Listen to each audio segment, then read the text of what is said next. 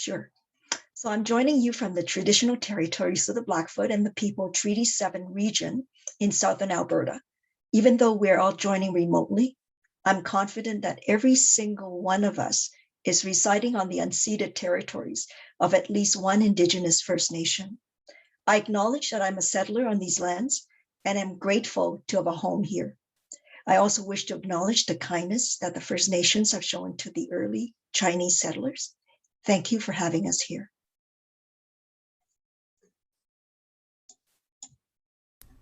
Amazing. Thank you, Fung Ling. So Seth, I'm really excited to share and be in conversation with some of your work. Just to save time, is it okay if I share Seth's bio in the chat? There, and if you'd like to go ahead and do your thing. Sure. So talk a little bit about the project that I'm working on with Fung Ling. And I think Fung Ling, when Fung Ling talks, she can kind of get into a little bit about how we actually kind of know each other. And it was actually like something from, I think it was 2012. So we've kind of known each other through, not through the art scene, but kind of like through like powwows and seeing each other at different like Indigenous community events.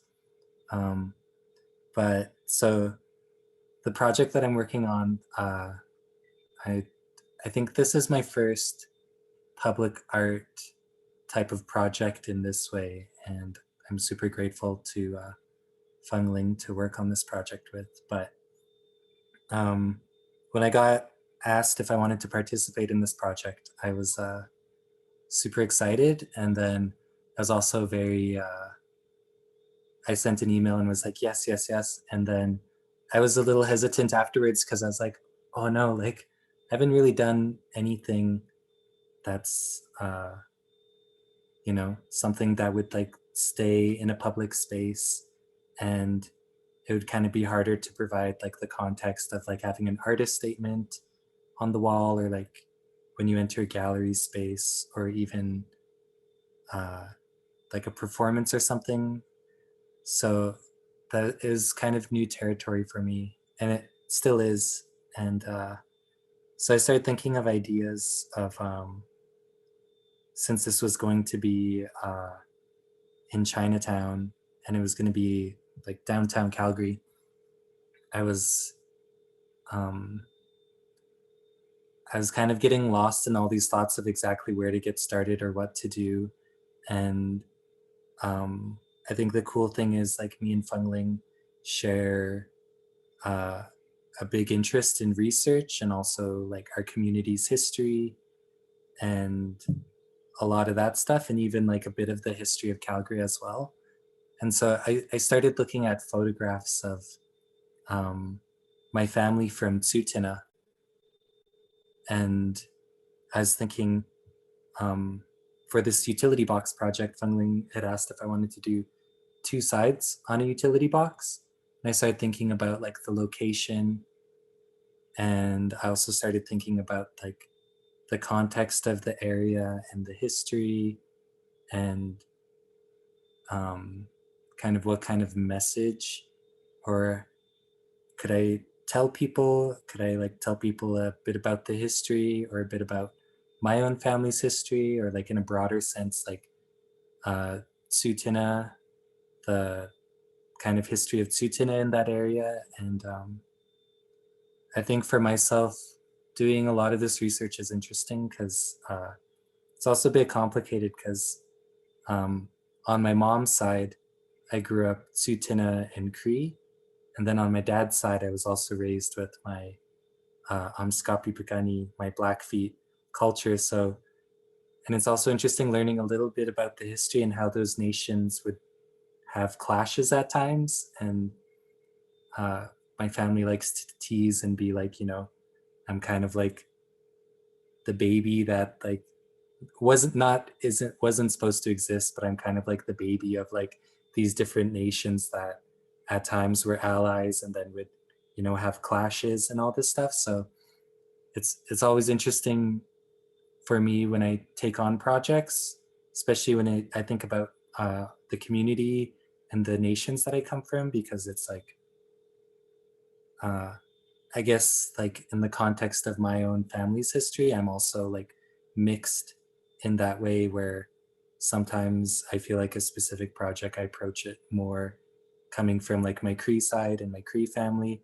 or coming more from my Tsuut'ina side and my Tsuut'ina family, or my Blackfoot side. And then that kind of like, uh, that kind of determines the angle that I kind of approach certain projects. So I was a bit confused about, you know, which side do I want to represent?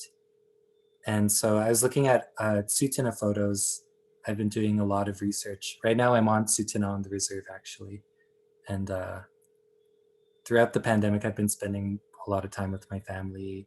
Well, pretty much every day with my family, which has been nice. But uh, I asked my grandma actually earlier today before we talked, and I'd asked her probably a year ago about past systems and about so like the past system, a little bit of the history about that is essentially to leave the reserve. So for my family to leave Tsuut'ina to go shop in Calgary, they had to get a pass that gave them the permission to leave the reserve for a certain amount of time, and then they'd have to be back. So it controlled their access to the city and where they could go and for how long.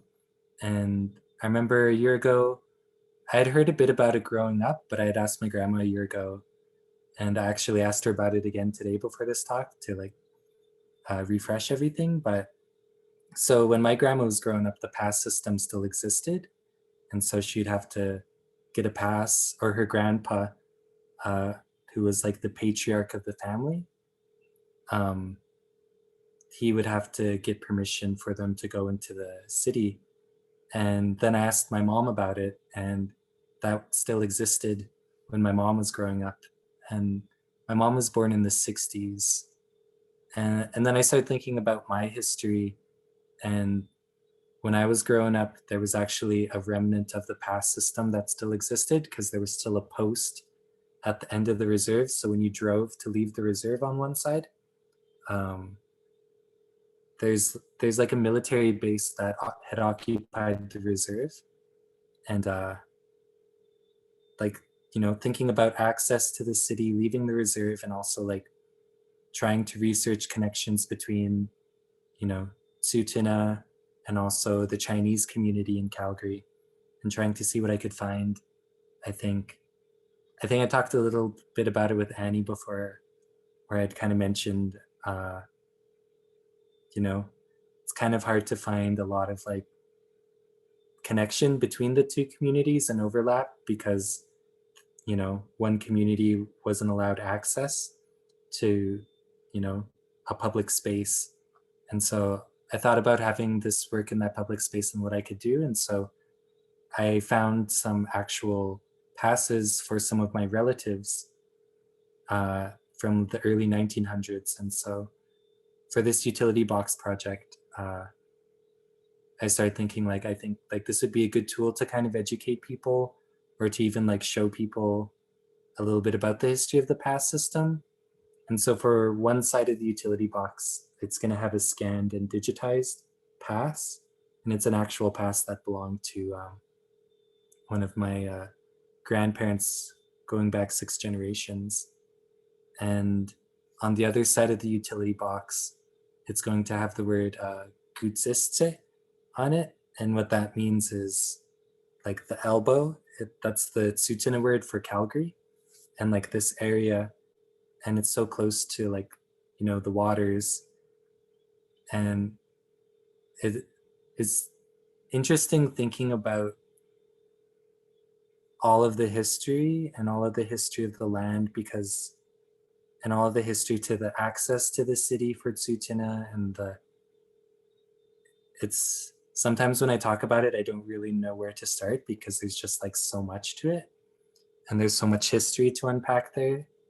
And so I thought that um, the images that I could use on this could begin to unwrap and unpack a little bit about that history.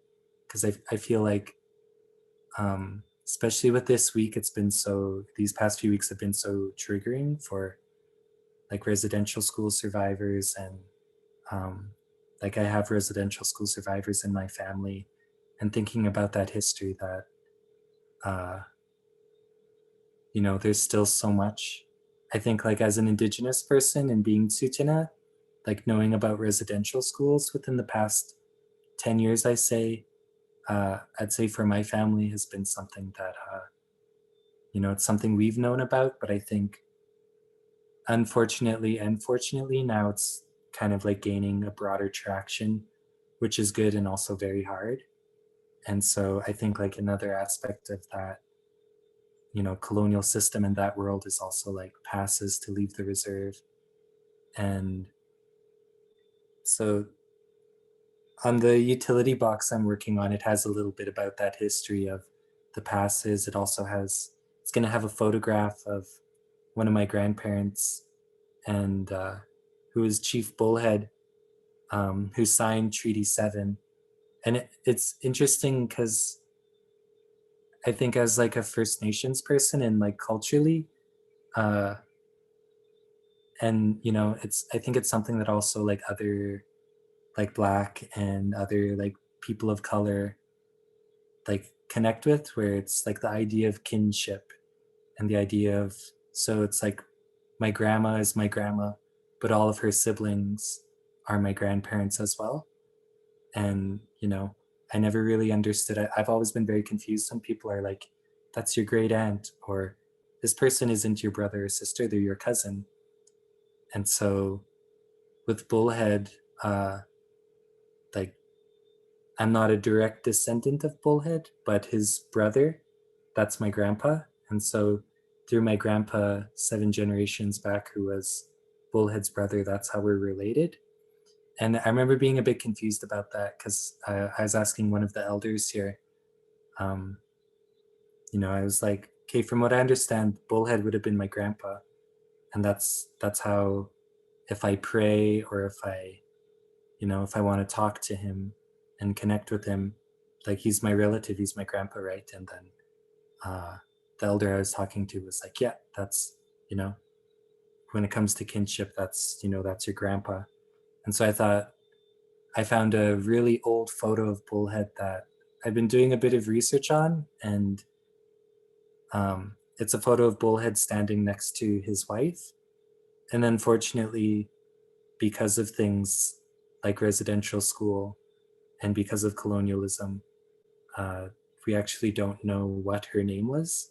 So I thought that it would be kind of a way to also honor her as well by having her on that utility box. And um, another photograph that I'm putting on the utility box is a photo of Tsuut'ina people in teepees camped outside of Calgary. And something I was thinking about too was how, Bullhead and his wife in that photo, like my 2 grandparents in that photo, weren't allowed to, even though they signed Treaty 7 and were very important community members and important people to, the treaty and why we're all treaty people, that they weren't allowed access to leave the reserve anytime they could. I thought in a way I was kind of like giving them the freedom to be back in the city, to kind of be there in that way and be like, like we're still here. And, they're kind of standing on the streets of Calgary again. Before, there wasn't really streets at that time. The city was beginning to sprawl, but it's kind of giving them that connection back to the lands where they used to camp and live. And in that other photo that I'm going to use, it's it's a bunch of teepees. And I thought that, I was kind of in a small way putting that camp back to where they originally camped, because Tsuut'ina people originally camped along the river there where downtown Calgary is. And that's also where, the Blackfoot and other nations, that's where our camps would be. And that's also why Calgary started downtown where it is, because they displaced all of these people and then, occupied that area because that was the best area to survive at the time. And then that's how the urban sprawl began. So I thought that in a small way I could kind of bring my family and bring my ancestors back to, back to their home and back to their place again. And I remember, being lost in all of like what to do, and uh, I I feel like I have a very creative brain where sometimes I just like start jumping to like the hardest things of what to do. Like, I'll paint or I'll do this thing, and then Fung Ling, we talked a bit about photographs, and they said that they were going to use photographs on their side of the utility box, and then that helped me with my ideas for the project feel grounded, because I was like, okay, photographs, I think, I'll use photographs as well.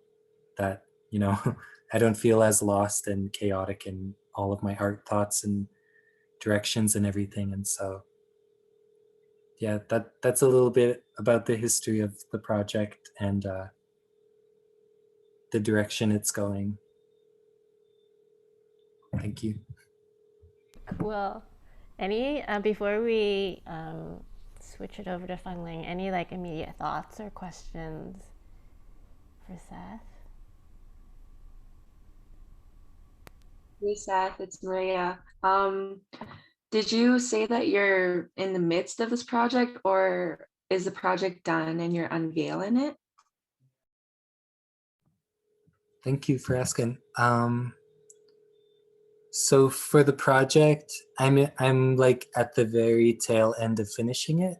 I actually found a slide photograph, or a lantern slide. It's kind of like it's. I'll see. Could I actually? Is it possible, Annie, if I share the screen? Okay, I'll see if I can. I'll show you one of my ideas that I was working on earlier this week. It's like the unfinished version. But essentially I found an old photograph and I'm getting it scanned, and tomorrow I'm actually going to go pick it up, and I just have to finish the last couple touches. But this isn't the final version, but it'll kind of give you an idea, a sneak peek.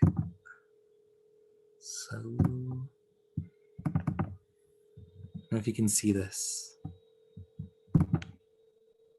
So these are the two sides. I'll see if I can zoom in, kind of walk you through it a little. So this is like text that I was playing with. And then this is a photograph of Tsuut'ina people. And it's kind of hard to tell, but over there in the background is Calgary. And then over here is the photograph of Bullhead and his wife and their res dog. And That's I'm so actually, cool. yeah, it's a cool photo. I've been trying to figure out who took it. I haven't found the name, but I feel like I'm getting closer. But the version I'm going to be using for the actual utility box is slightly different. It's I think in that photograph, she's kneeling on the ground and he's standing there, and it's hand tinted and it's kind of been colorized. But I love this photo so much because the res dog's there, and the res dog looks so happy. And then kind of zoom out a little. And then over here is actually like the pass.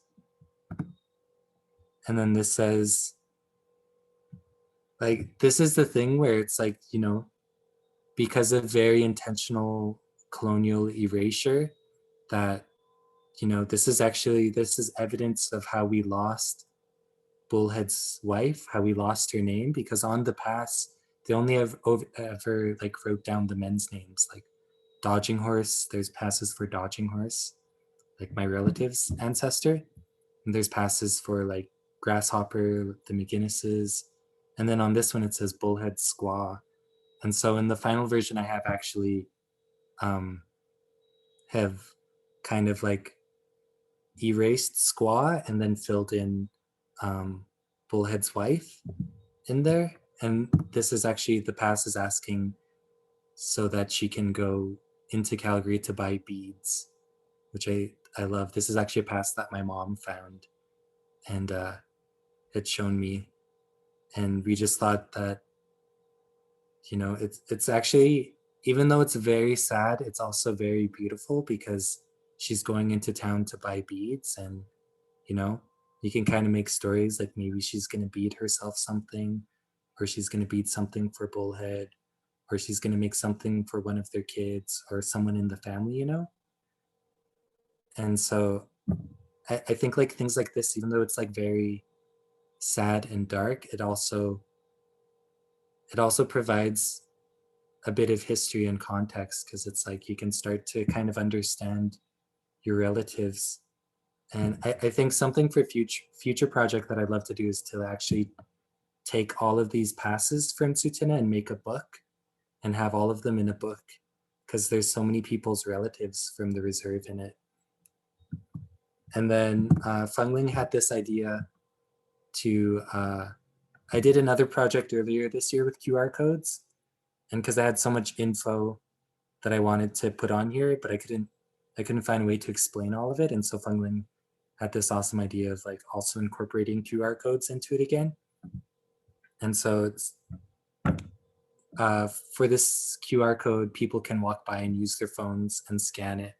And then all of the information will pop up explaining the symbols, explaining a little bit about Tsuut'ina's history and connection. And so I thought that, you know, I think one of the big things is that there, you know, oftentimes there isn't a lot of context. And when there isn't a lot of context for cultural things, then they can be misinterpreted, or, you know, people don't really understand. So I'm glad that Fung Ling suggested that, because I was kind of, you know, I was struggling with that at first. I was like, how do I provide context for people in a way that could be pleasing aesthetically? And so for this one, this is the older version, but I have a newer version of this. So it's supposed to resemble Fort Calgary, and those are people standing outside it. And there's a story of how Tsuut'ina came to the reserve, and where we have our lands now. And essentially, at one point, Bullhead and everyone from Tsuut'ina, all of our ancestors, all of our grandparents, held Fort Calgary hostage, and that's how we got our reserve. So I thought, you know, I think it'd be a cool way to like honor how tough and how, you know, at one point we had actually, you know, we had the upper hand, even though we needed to leave the reserve and everything. Because at the time, Tsuut'ina was living in Blackfoot Crossing near Siksika. We were on a giant reserve there with the Blackfoot Nations, and we still had to have passes to leave the reserve. And so I thought that, you know, it's so cool that, you know, all of us that are Tsuut'ina and descend from our families, all of our families were, you know, we all got together and, you know, took on this, you know, Calgary, which was beginning to become a city at the time. And so this is the rough idea, but very, very soon you will see the new one, and the final one will be unveiled. Thanks for sharing that, Seth. That was really, really informative. One thing I just on the top of my head when you were talking, like she had to go off of the reserve for beads, and I thought about the Asian community right away as a possible connection, a point of contact. Like I know lots of beads come from Czechoslovakia, but I'm sure that lots of beads come from Chinatown as well. I just wanted to know where she got her beads. Yeah, no, definitely. I've like, I think that's something that I want to try researching, is to see what kind of shops were around Calgary in different parts. And, you know, it is pretty likely if there was the possibility of getting beads in Chinatown, then it's very likely that that would be the place. It's interesting fictionalized. Yeah. Thanks. Thanks for sharing about Fort Calgary. My family's from Treaty 4, but it's always really wonderful to hear the history, especially a history not told. I unfortunately was put into the Catholic school system, so they didn't teach any Indigenous history. So it's really wonderful to also know, though, that they did organize and fight back for what they could, given the situation that they were already in. So thank you for sharing that. Yeah, thank you. I also went to Catholic school. I don't consider myself Catholic anymore, but yeah, I experienced the same thing where, you know, the education I was getting at home and the education I was getting about history was very different. And what I would learn at school, I'd kind of like be in class and, you know, like scratch my head and be like, I don't think this is how it was. And then I'd ask the teacher, and the teacher would be like, this is how it was. And then I would go home and I'd ask my grandma or my mom, and my mom and my grandma would be like, you know, that's not how it was.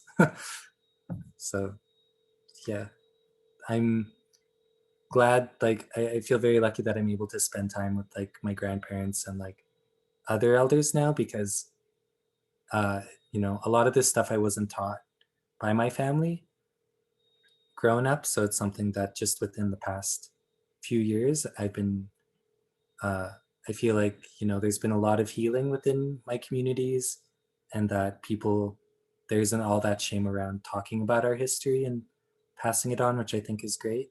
I think, you know, even with all the residential school news in the past few weeks, I think it's opened up a lot more as well for other people to share their stories and pass on history. Thank you. I really loved thank you for sharing. I have a few things. I really loved the idea, like speaking about ancestors and like,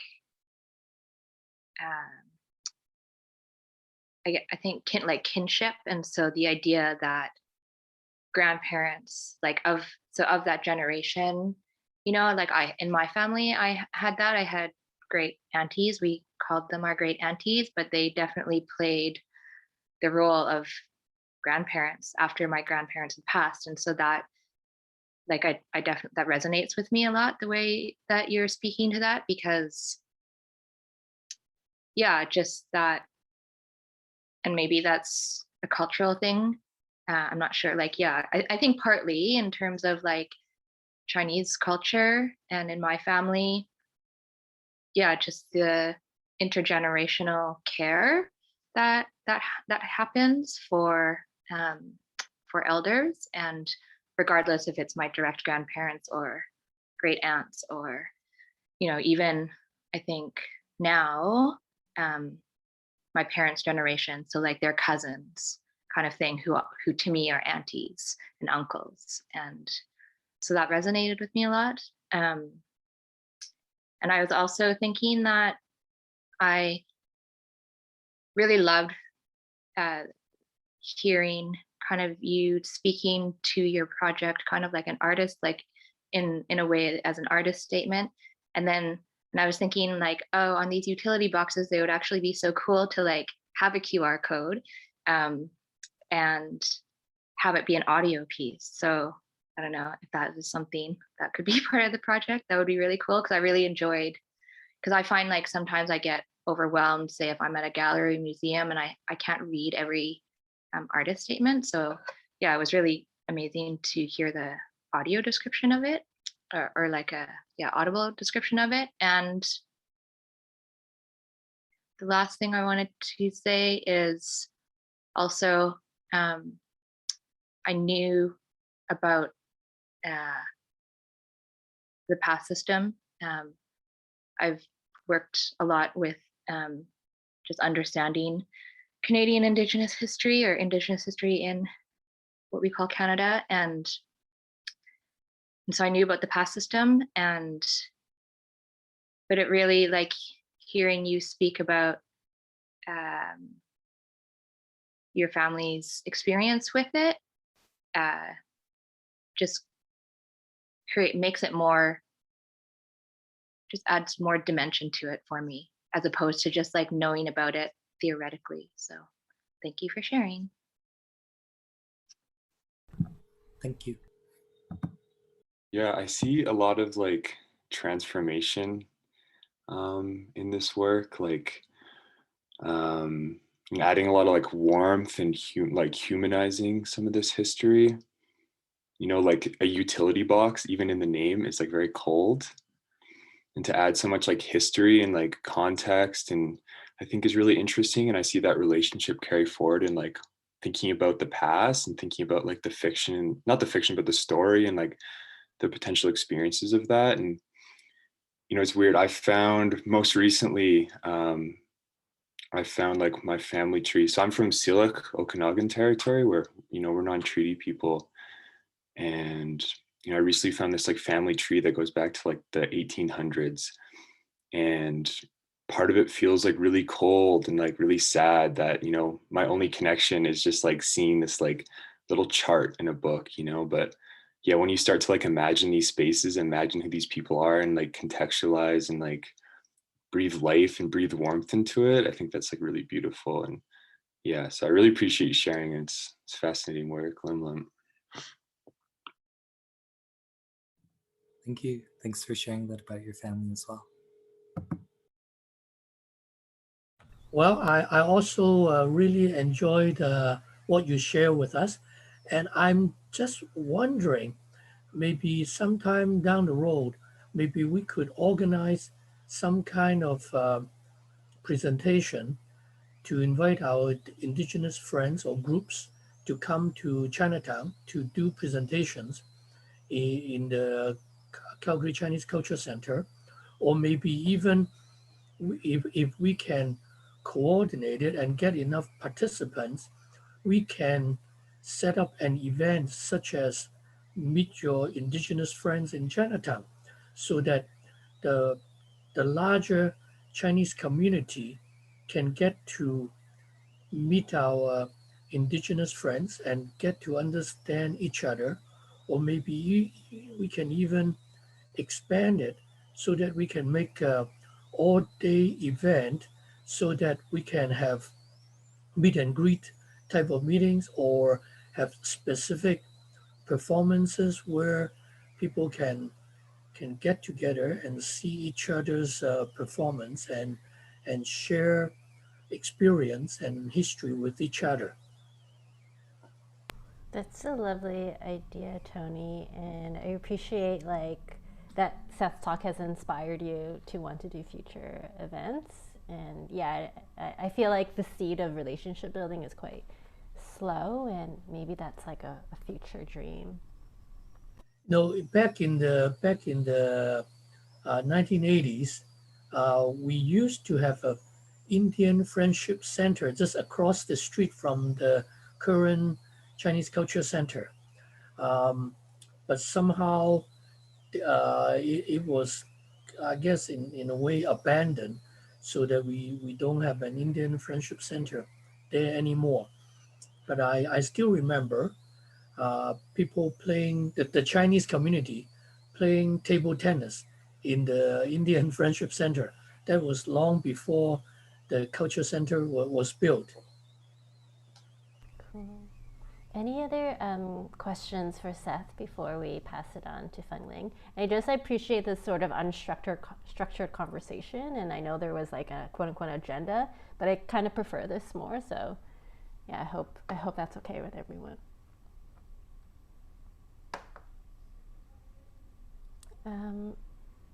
I guess I kind of have a question just in regards to Fort Calgary.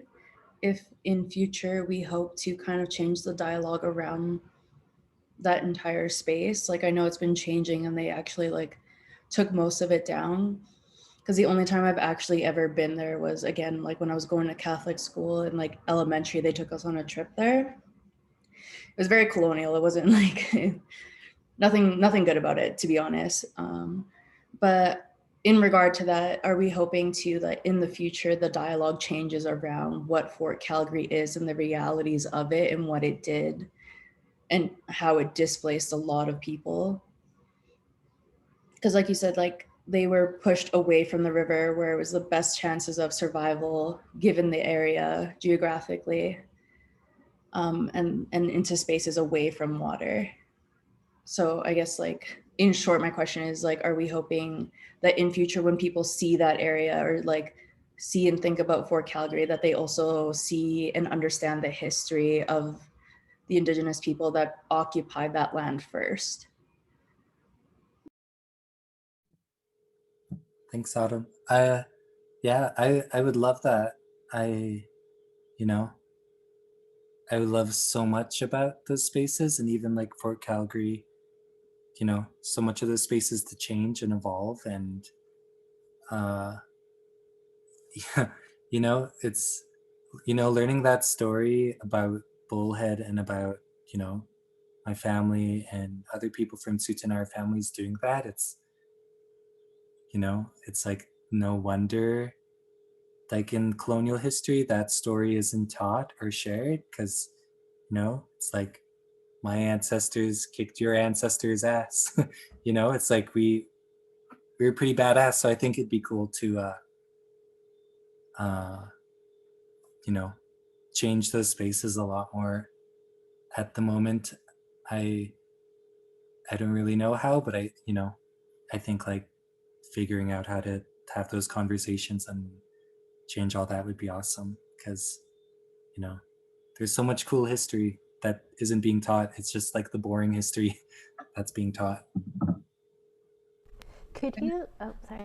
No, it's okay. A thought that came to mind was the fact that also I know people are currently fighting for school systems to change their curriculums, considering like how outdated the curriculums are. Like I infamously like failed every social studies class from like the moment of like I started into high school, and it wasn't until that I had to take summer school in the public system that I even heard about residential schools. That was the only time in like all 12 years of Catholic school that I even heard about it.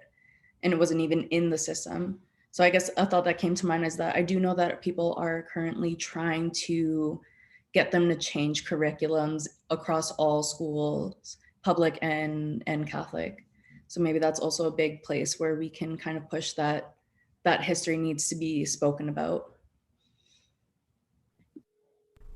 Yeah, definitely. I think, you know, education needs to change so much. And I think, yeah, I think, you know, I'm glad that there's people doing all that work because I was helping my sibling who's 10 years younger than me with their social studies homework during the pandemic. And it was still very similar to what I was learning, unfortunately.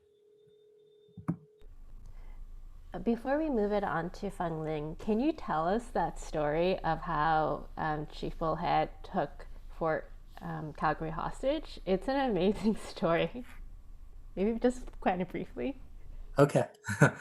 I'll tell a very brief version, but essentially, like where Blackfoot Crossing is, I'm bad with directions, but where like near where the Siksika Reserve is, essentially all of the Blackfoot nations and Tsuut'ina were placed onto one giant reserve, and you know everyone was fighting for the same resources, and you know they're also very like their own distinct nations, and so it's just like imagine a bunch of people being huddled together who have similarities but are also their own people. So that was very tough for everyone, and Tsuut'ina was the smallest out of them, and so you know Bullhead and them were the Calgarians, you know, the RCMP and the Indian agent. Everyone was trying to make the Indians all farmers, and they were Bullhead, I actually found records of Bullhead's farming. Apparently he was the worst farmer. He like couldn't grow anything. And all of his reports are like Bullhead's crops are the worst this year and stuff. So like Bullhead actually packed up all of the Tsuut'ina and took them to Fort Calgary. And when they got to Fort Calgary, Bullhead was like, we want to be southwest of Calgary over here. We don't want to be on that one reserve. And the area that he wanted is where the reserve is now. And so the RCMP at the fort were like, nope. So they arrested them and took them to Fort Macleod, which is closer to Lethbridge than it is to Calgary. And so imagine like everyone walking, using horses and wagons, but traveling to Fort Macleod, which is really far. And then they stayed there, Fort Macleod, and then they stayed there for a couple seasons, and then Bullhead packed everyone up, took them back to Fort Calgary, tried the same thing. They were like, nope. So RCMP came, escorted them, and like arrested them and took the whole nation, because at the time there was less than 500, 400 people. Took them back to Fort Macleod, and people were dying during this time because they were starving.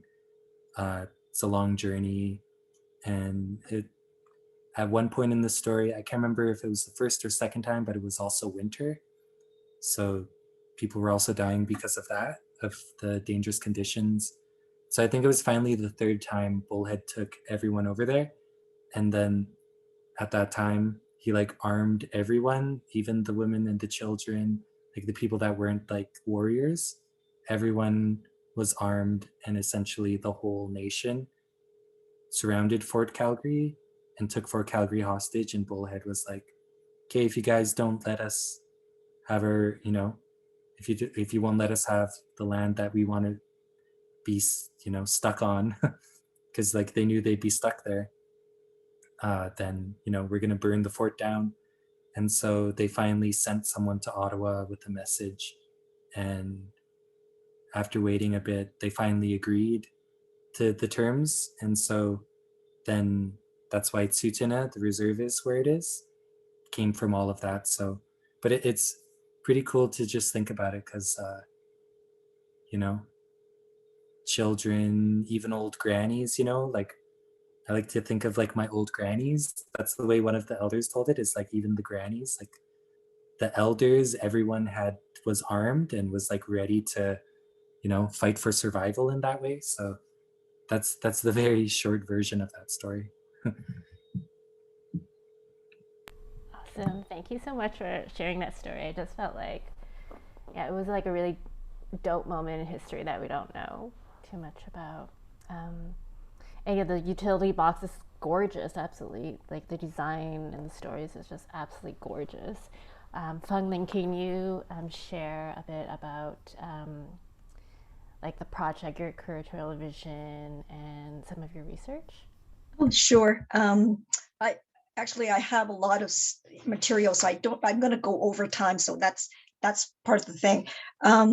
Yeah, it all started like in 2015 when, the certain historical photos were installed on a utility box at the corner of Center Street and 2nd Ave South. So for me, it's been like a 6-year journey. So the images now that you see now are of just white settlers, only white settlers. There's nobody else on those boxes. So when I first saw it like 6 years ago, this was a huge problem. Like I thought did anyone else notice this, and why did they put it there? Because these were images of people who were working on the construction of the bridge. Now, because of segregation and Chinatown at the time, there's no way any of these people would have interacted or lived or worked in Chinatown. They worked on the bridge, but it had nothing to do with Chinatown. So they were like at least several meters north of Chinatown, at least, right?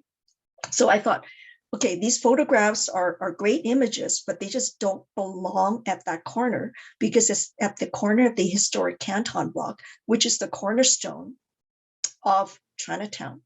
So I went through this process trying to get the images changed. So right away, I contacted the public arts people. And incidentally, they were my work neighbors. Like my office was actually in that building. So even though I've moved away, I know the department, or I know the staff. So I phoned, I emailed, and so on. I got transferred a few times, talked to somebody, and they say, well, it's not really my area, but I'll look into it. And then I followed up with phone calls, more emails, got nowhere, like basically never heard back. And so then that brought me to more grant writing, and just kept at it. Like I just keep pursuing grants and pursuing more heritage projects. So it went from me just seeing a box at the corner to doing the Indigenous History Project, that the Missing History 150, and then doing the Chinatown Heritage Project, which includes the context paper, the inventory of heritage sites, and the photography exhibit. And now it's come full circle, all the way back to the box. So finally, after 6 years, I ended up where I really wanted to be. And I'm so happy to have Seth work on the images. And now we're going to be able to, in my mind, to reclaim that spot for all the people who were there and the people who are here, right? And so that was my mission. And so I'm so glad we're getting to the end of that. It just started because of that box. Like if they never apply any images there, because the box was just plain gray for the longest time, and if it stayed that way, I think no one would have noticed. And the weird thing is, even when they apply these images of the construction workers, I don't know if anybody made comments, because I might have been the only one. And it's kind of weird that it didn't impact anyone else in that way. But anyways, if I want to can show you my screen. I've got a slide that I did back in around September of last year. It was to show the community what I wanted to work on in terms of the utility box. So I would just share my screen in a second.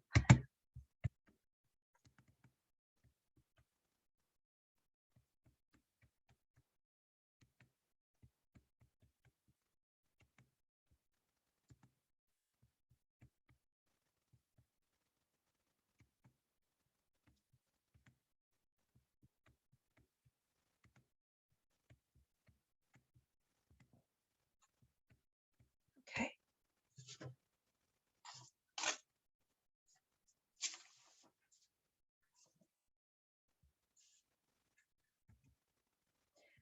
So it all started with a utility box at 2nd Ave and Center Street when images were applied on it around 2015.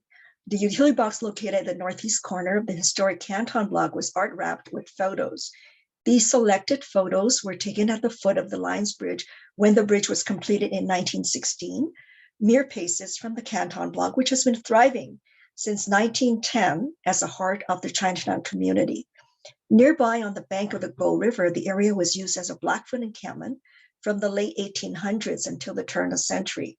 I also learned from Seth that the Tsuut'ina camped there as well. The top of the box reads Chinatown or Wafao, yet there's no person of color in the photo. What we have now, I should mention what we have now was September of 2020. These boxes, the two gray ones you see, have been covered since. So gray utility boxes at the other corners, now covered by Will Yee's artwork since October 2020. The images at 2nd Ave and Center Street, and storefront shutters. So the situation, whose story is telling? Like, this is the story of erasure. The diaspora from Guangdong-san, Guangdong province, had been displaced from 2 other Chinatowns that preceded Canton Block, but no trace of the earlier footprints remains. Who's erased from the images? Do the images create a sense of place and identity for the community, given the significance of the area for both the Blackfoot, the Tsuut'ina, as well as the Chinatown community?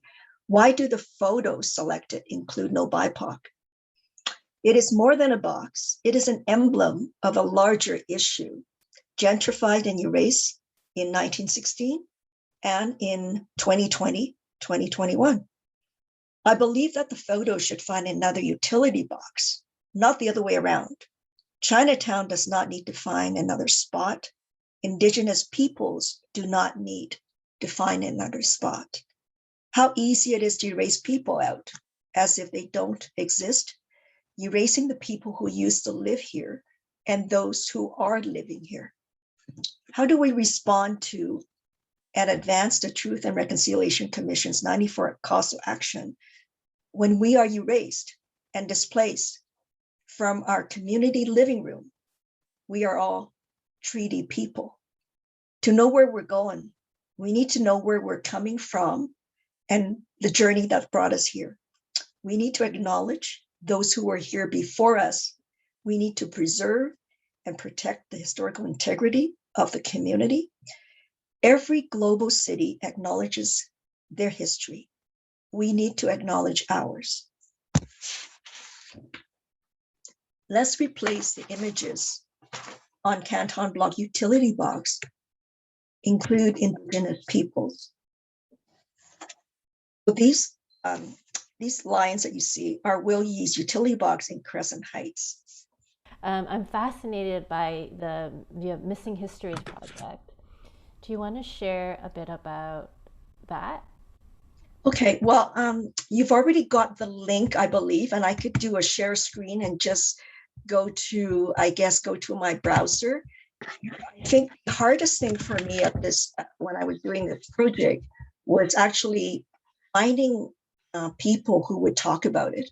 Because what I discovered was they were like, I wanted to investigate the mixed marriages, the connections between the Chinese and the Indigenous First Nations. And, we found like 4 stories. We had researchers who were looked really, really hard, only found 4 stories.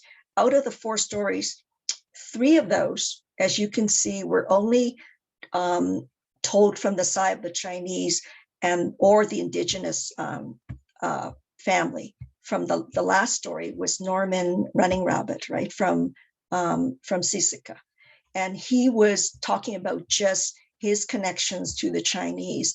And just like a lot of these stories here were stories about the Chinese and the connections with First Nations, but there was only one story out of all these that talked about the intermarriage. Now, we know there was probably a lot of that, or at least more than we know, that happened, but people just, I guess, don't want to talk about it. They just want to leave that in the past, because I think a lot of those families were broken families.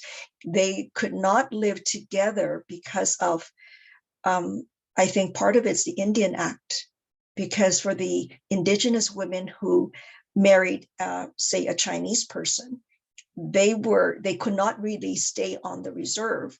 And if they did, they would only stay on the reserve by themselves with the kids, but not with the husband. The husband could not stay on the reserve. And then if they say, let's say they moved out and stayed in the city, then they would lose their Indian status. So I think that's part of it. And that's why a lot of these families were split up. But even to this day, people I think they either identify with one or the other. They often don't tell you. Like, let's say if I bumped into someone who looked Chinese, and they probably would just go along with that Chinese identity, they wouldn't tell you they have the Indigenous background. And I think the converse is probably true. And because when I was talking to the Siksika researcher, and she just mentioned about a statue. There was a statue of a person of Indigenous and Chinese background. And I guess that was a famous person in the history. But there's only the statue. They couldn't find any stories from the contemporary people.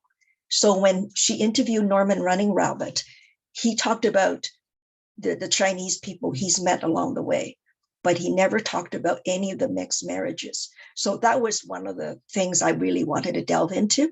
And I mean, if perhaps some of the people here might know of those connections, and we could, delve into that further. But that was the interest for getting this project together. And at the very end of this page right here, somewhere down the bottom, there's a link to a video, and you might have seen the video. That was a drumming session we did at the it was on July 1st. On this video. So it was done on July 1st at the National Music Center, and it involved a drummer from, I believe he was from Siksika, and another drummer from I think Malaysia, but he's of Chinese background. And so we had this event, and there was a few interviews going on there as well. And this kind of connects with what Tony was saying about having like cross-cultural events. And that was kind of like my first attempt at doing that. But really my focus at the time was the research, the stories, right? But I think not finding the stories also told me something, or finding that people were hesitant to talk about that. Any other questions, thoughts, comments?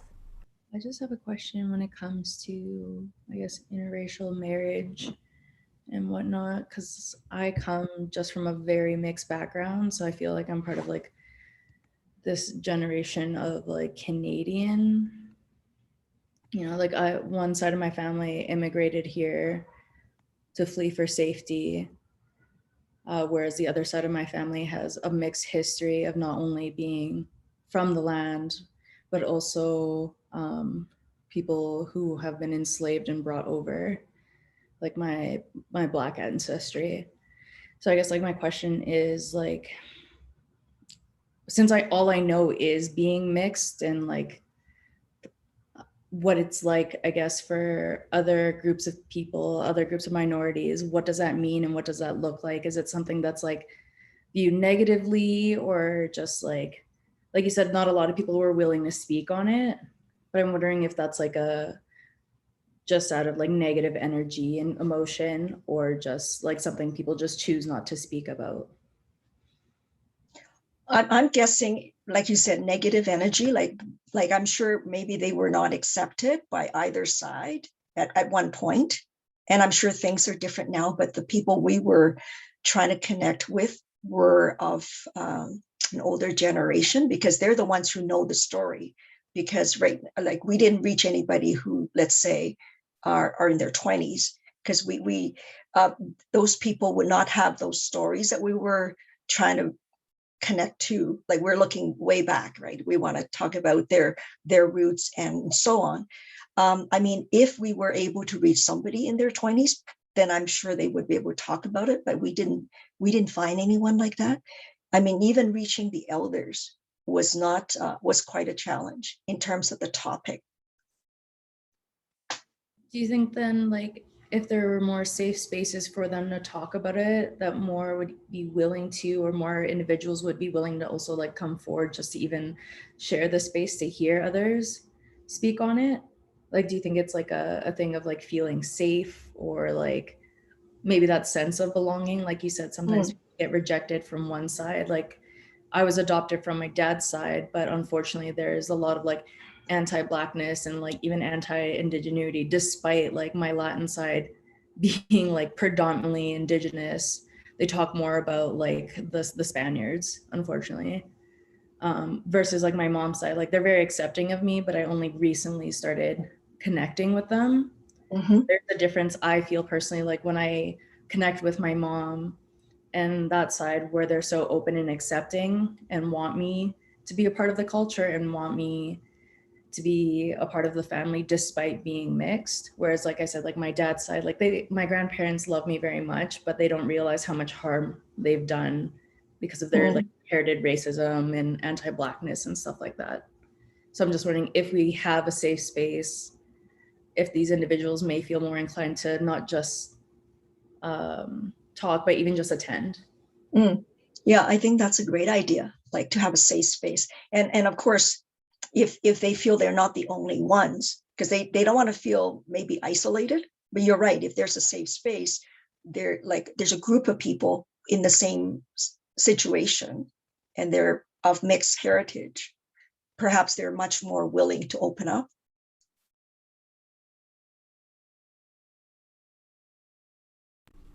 Any other this is just so amazing. I'm like, all of these questions and comments coming from our lived experience. I'm just, yeah, it's just so lovely. Any other questions or comments? I'm also just cautious of time. Yeah. The only thing I have left, and I don't have to show this, I had a bunch of photos I was going to show that connects me to, what I think about as a treaty person. And but of course I realize we're like already at 3:30, and so I don't need to do that. Is there somewhere love- to be viewed? Yeah, I would love to see them. Yeah, we have some time. We go for 2 hours, so it's okay if it cuts into our discussion, but if you'd love to share, yeah. Okay, so I can probably go off for like, another 10 minutes because I also have to head out, but I can definitely share my screen and just go into my other folders. While you're doing that, did you want to share something, Seth?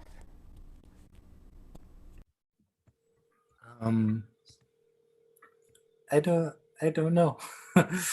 Oh, I just saw that you unmuted, that's all. I was gonna say something, but it floated away. Maybe it'll come back. Oh, I'm excited to see these photos. I'll say that.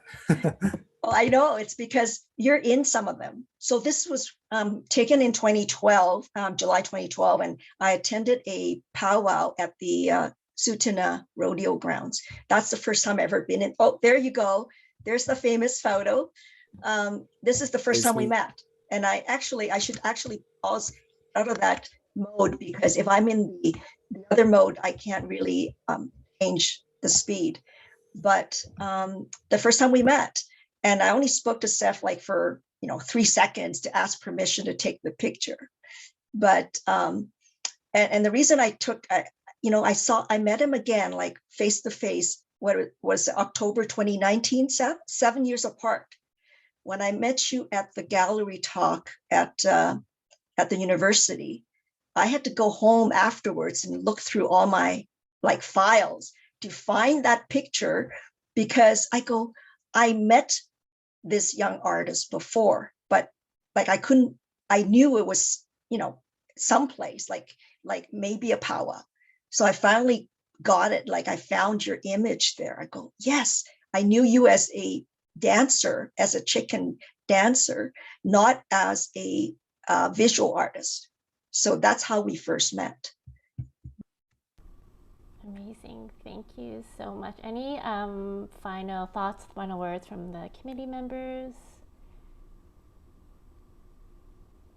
before we conclude? No. I just want to give an incredible thank you to our guest speakers, Seth and Fung Ling, for sharing your research, sharing the ideas that you are living and practicing with, and all of the stories that you shared with us. I really appreciate this intimate setting. And yeah, I'm incredibly grateful. And thank you. Any committee members want to say a word or two? No? Well, it's Maria.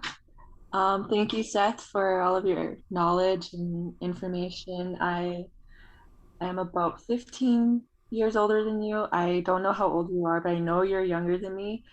And I can probably fill in some information for you, like just to info share. I just wanted to say about the whole Fort Calgary thing too. The way I understood it was Bullhead chose this place because we had sacred camps here in time immemorial. We've been here forever. So the camps that they took off to, they were already there, and such as the thing that a lot of Indigenous people at the time had several seasonal camps. And it came down to it where the government said, okay, you guys got to pick one. So Bull had really fought for us to have us here because here is the most sacred of our people. Anyways, I just wanted to share that. And thank you, Fung Ling, for all of your photos. They were really good too. And Autumn, I really appreciate your stories about your ancestry as well. It's really hard to be mixed blooded. But yeah, anyways, thank you again. And I'm sorry for my tears earlier, but this really helped me today. Thank you. All right, thank you so much. We're gonna stay on, so if our guests want to hop off, yeah, thank you so much.